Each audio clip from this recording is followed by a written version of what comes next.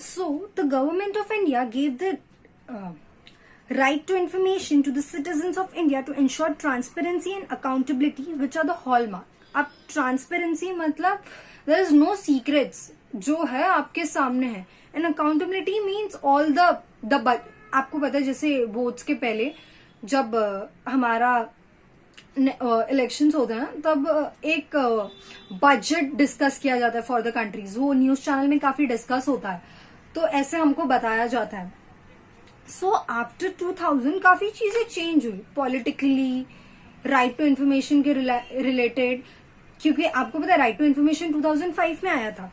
सो democratic reforms हुए कि जिसमें right to information became the actual right of the citizen, कि उनको जानना हक है. अब right to information about several factors like education, food, political parties, मतलब about anything that is happening in your country you should know it, that is your personal right.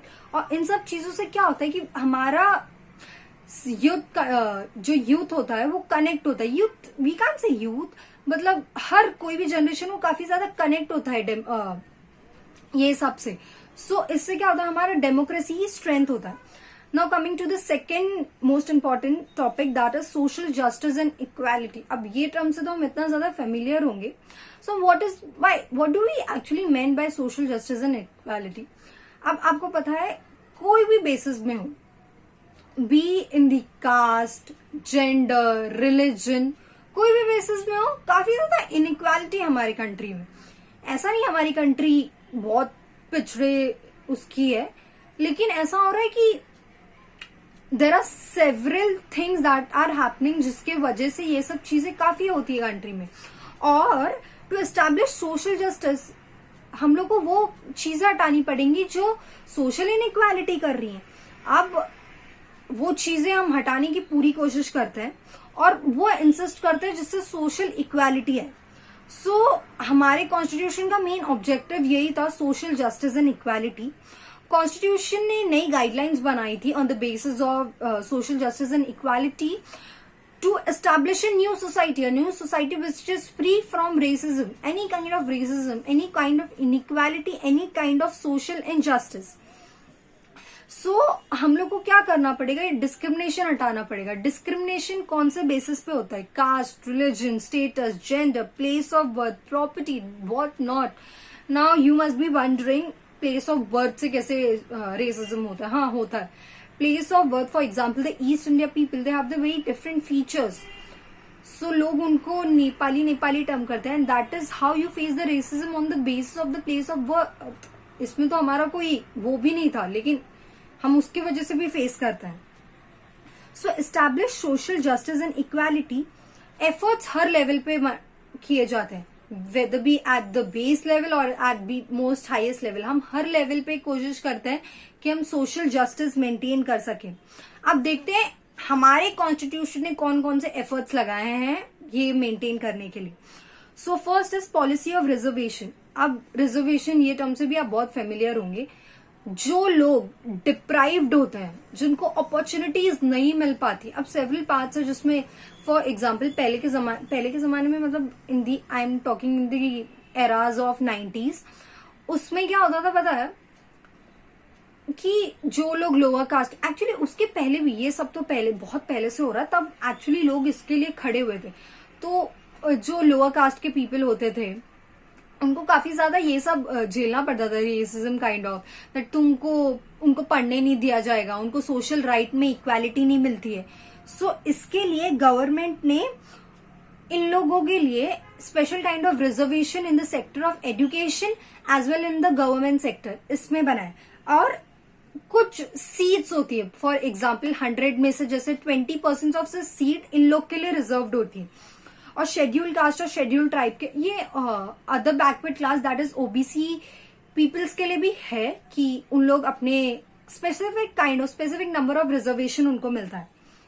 Now talking about the second, that is the schedule caste and the tribes prevention of atrocities act. अब ये ऊपर वाले topic से आप काफी ज्यादा relate कर सकते हैं। जो शेड्यूल कास्ट और शेड्यूल ट्राइब के पीपल होते थे उन्होंने काफी ज्यादा सोशल इनजस्टिस झेला था, इसके लिए उनके लिए एक्ट बनाया गया था। अगर ये एक्ट को आप फॉलो नहीं कर रहे हो, आप उनको कोई भी टाइप का रेसिज्म दे रहे हो, आप कोई भी उनको अपॉर्चुनिटी नहीं दे रहे हो जस्ट बिकॉज वो बिलोंग करते हैं शेड्यूल कास्ट या शेड्यूल ट्राइब में, उनके कास्ट के बेसिस में, तो आप पे लाइबल अमाउंट ऑफ पनिशमेंट लग सकता है, and that is the point. Now coming towards the provision for minorities. अब ये टर्म को मैं आपको कैसे एक्सप्लेन करती हूँ। आप लोगों ने ना कॉलेज में सुना होगा these are the minority college, ये क्रिश्चियन माइनॉरिटी कॉलेज है, हिंदू माइनॉरिटी कॉलेज है। तो स्पेसिफिक फॉर एग्जाम्पल महाराष्ट्र में Gujarati people are less, I am just giving you are explanation. तो उसमें देर आर काफी गुजराती माइनॉरिटीज पीपल। अब ये क्यों होता है, आप सोचो ना कि इन अ क्लास ऑफ 100 अचानक से कोई अगर एक new group of 10 new students आ जाते हैं कहीं और से, there is a kind of competition, उन लोगों को वो 90 पीपल उन पे भारी पड़ने लगते हैं, तो उनको अपने राइट्स के लिए लड़ना पड़ता है ना। दैट इज बिकॉज हमने ये एक्ट बनाया है। This says this is comprehensive provision for minority which is fundamentally protect the right to equality, freedom, right against exploitation and cultural and educational right for। ये सिंपली यही कहता है, आप अगर कोई भी जगह में फॉर एग्जाम्पल कोई भी कम्युनिटी में अगर कोई दूसरे कम्युनिटी का मेंबर आता है, तो आप उसको जस्ट बिकॉज वो दूसरी कम्युनिटी का है, आप उसको ये कह के उसके राइट्स और रेगुलेशन ऐसे कर रहे हो कि उसको अपने राइट्स नहीं मिल रहे, तो that is wrong. Education is the right of everyone, so आपको उस जगह सबको देना पड़ेगा। दैट इज वाई ये प्रोविजन ऑफ माइनॉरिटी बनाया गया था। Fourth is law related for to women, provision for representation. अब मैं आपको बताती हूँ, जो पोस्ट इंडिपेंडेंस एरा था ना, उसके पहले क्या होता था, उसके बाद में एक्चुअली क्या होता था कि ना वुमेन पॉलिटिकल चीजों में आती नहीं थी। They were only men, they were no women, मतलब there would be some but not in a as equal amount as men. So काफी कोशिश वो एरा में। अब आप ये भी बोल सकते हो कि वुमेन्स को उतने फ्रीडम नहीं मिल रही थी, उनको उतने अपॉर्चुनिटीज नहीं मिल रही थी, शायद वो इसके लिए नहीं आ रही थी। सो काफी कोशिश की गई थी कि हम वुमेन्स को इक्वली पॉलिटिकल के फील्ड में लेके आए। सो अब पॉलिटिकली, अब इट डजंट मीन कि पॉलिटिकली की फील्ड में लेके आए, हम उनको बाकी फील्डों में भी लेके जाने का रहे थे। अब taking consideration problems of women, trying to several policies which have been adopted. अब बोल रहा ना कि पहले के जमाने के अभी भी लोग इतने ज्यादा जेंडर कॉन्शियस हैं कि वुमेन्स को इक्वल राइट नहीं मिल रहे हैं। कोई आपने जैसे सुना होगा कि हरियाणा में गर्ल फीटर्स को मार देते हैं। सो अब ऐसा हो रहा है ना, तो इसके लिए रूल्स एंड रेगुलेशंस बने गए थे to remove illiteracy of women and give them equal opportunity as man. कि and you have seen like in the, आप ये एरा देखो, women are as equal as men, there is not, they are nothing less. मतलब उनको अगर equal opportunities मिल रही हैं, तो दे आर वर्किंग, वो आज एक ऐसे पोजिशंस में पहुंच रही हैं कि they are not less than man. So the right to equal share in the property. अब ये ना ऐसा हुआ था कि पहले के लोग पता है कैसे करते थे, पहले क्या अभी भी कर रहे हैं, कि लड़की की शादी हो गई, he has nothing right in father's property, and उधर अगर उसके हस्बैंड ने छोड़ दिया, सो उसके भी प्रॉपर्टी में उसका कोई हक नहीं है। So it is wrong.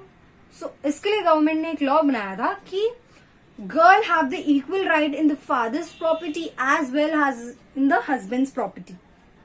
काफी ज्यादा एक्ट हुए थे, डाउरी प्रोविजन एक्ट। आपको पता है पहले कितना डाउरी, आज भी कितनी ज्यादा, like in the states like Uttar Pradesh, Madhya Pradesh, Bihar, people are dowry act, कितने लोग, काफी लड़कियां इससे सफर कर चुकी है। That was this act was put forward, that is dowry provision act against sexual harassment, which is a very important factor in like in all generations. आज भी और पहले भी sexual harassment is never right.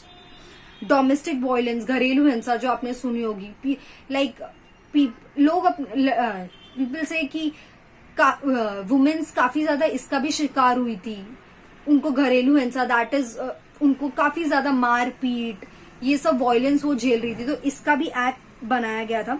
और ये सब act का main motive क्या था, सेफ्टी ऑफ वुमेन, ताकि वो आगे जाके कुछ बुरा ना फेस करे, उनको हर जगह as equal as men right मिले।